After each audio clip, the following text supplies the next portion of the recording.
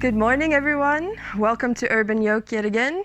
Today we're going to talk a little bit about my personal dislike for vervet monkeys. If you don't know what those are, I will leave a link in the description below, but let me show you exactly what they can do. Alright, so one of the first things that we noticed was the pumpkin plant. We had a Turk's turban growing here. It was absolutely beautiful. We had about, I think, 4 or 5 that were just ready to harvest, and we were quite excited about it because we haven't been able to harvest any pumpkins or squashes this year. This was our last sort of little hope before the next season, but to our dismay, the pumpkins were gone. The plant was basically ripped up and there was nothing salvageable of it. Going into winter, we decided to pull the plant out.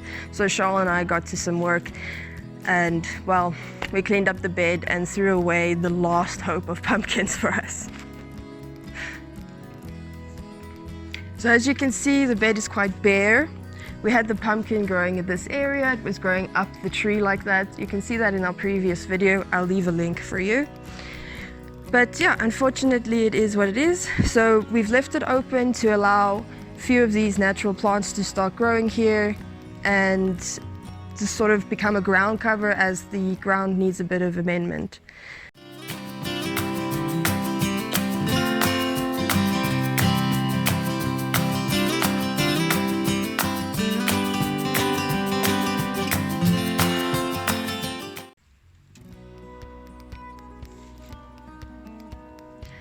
So another disheartening thing for us was, as you can see, this poorly ravaged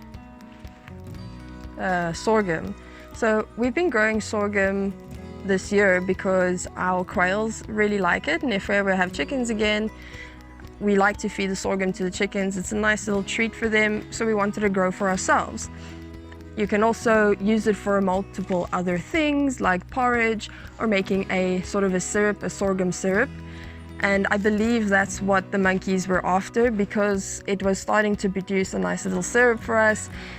And I think they just went to town on it. So pretty much all of our sorghum plants have been destroyed. This is the last standing one. And we've just decided to pull all the plants out and create this open bed here that we can now use for other types of berries. We've put in the Cape gooseberry and tied it up so it can bush nicely, and then around it we will either do like some sort of blackberry or raspberry bush, but there are other plans, ideas coming as well. If you have any ideas of what kind of berries would do well in our area, we stay in the Michalisberg area, please do let us know down in the comments.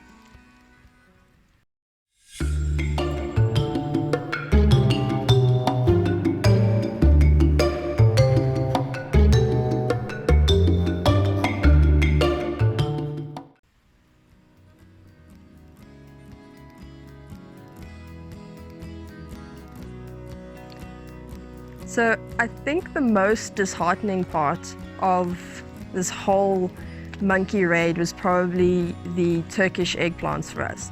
We only got to harvest off of it once this year and they kept raiding it.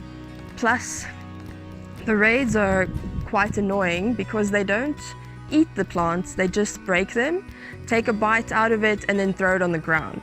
So it's not like they're getting nutrition from it or anything, they're really just destroying the plants, and that's part of where the anger comes from towards these animals. So as you can see here, they essentially just broke off the stem and broke off all of the fruit that was growing here. And honestly, I don't even know how to feel about it.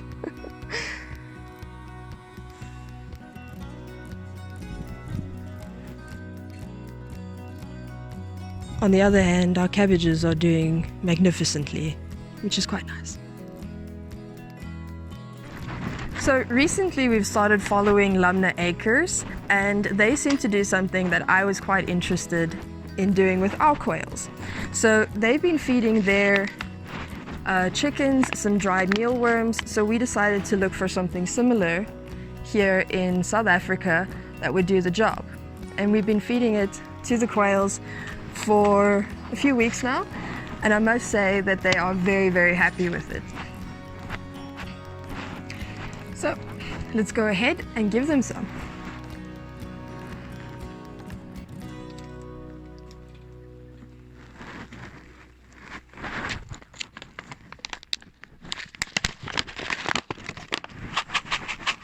Coletine.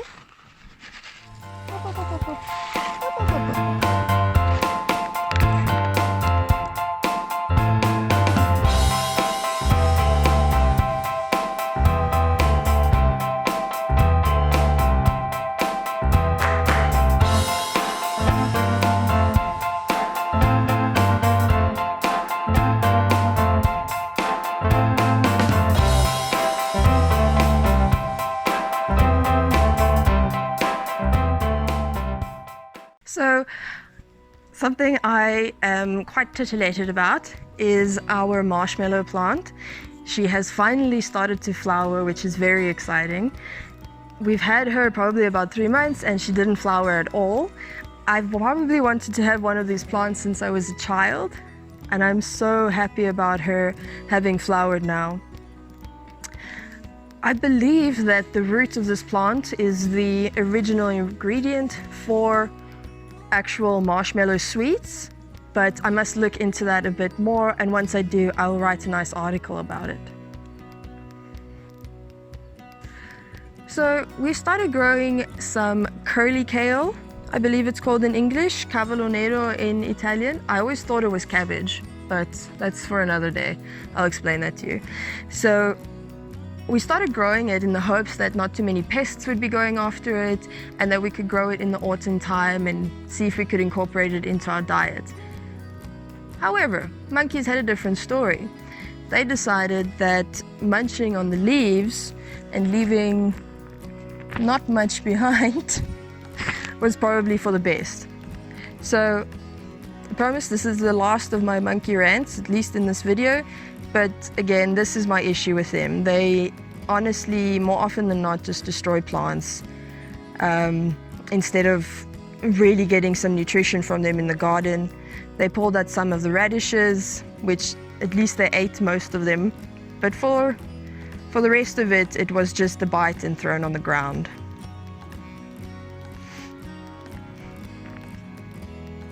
For those of you who don't know, we have sticks in the ground because of the cats. This is just to help them not, go to the loo on our radishes. Very excited about the rosemary bush as well. She's started expanding and really looking good in this spot. Love using rosemary in our roasts.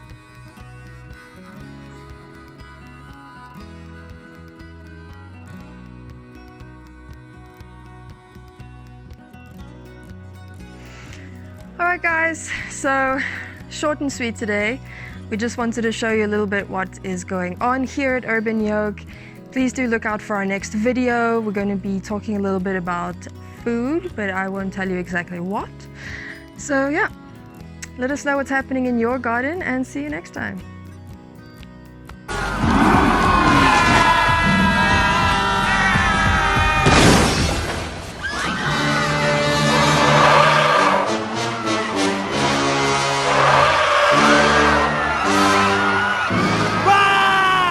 Godzilla! It looks like Godzilla, but due to international copyright laws, it's not.